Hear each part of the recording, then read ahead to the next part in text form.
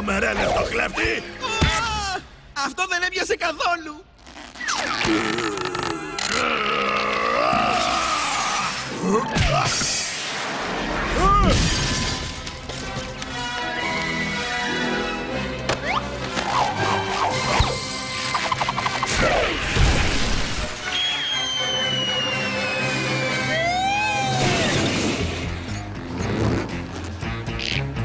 Εύκολο ήταν. Ναι, όντως ήταν.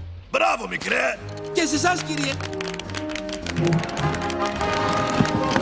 Προφανώς σας παρεξήγησα. Είστε δυο γενναίοι πολίτες και γι' αυτό εκ μέρους του νομισματοκοπείου σας παρουσιάζω τα ολοκαίνουργια ραφιναρισμένα περιορισμένης έκδοσης και κυκλοφορίας χαρτονομίσματα με τα πρόσωπά σας πάνω του. Είναι δικό μου! Δεν σε έχω χρεώσει ακόμα που σε πήρα μαζί μου στις διακοπές. Κι εγώ δεν σε χρέωσα ακόμα που μου κανόνισες αυτές τις φρικτές διακοπές. Ορίστε, τα 2 ευρώ που μου έλειπαν για τα παπούτσια. Πρέπει να έχω γονατίσει την πιστωτική του μπαμπάκα. Ναι, παπούτσια! Όχι.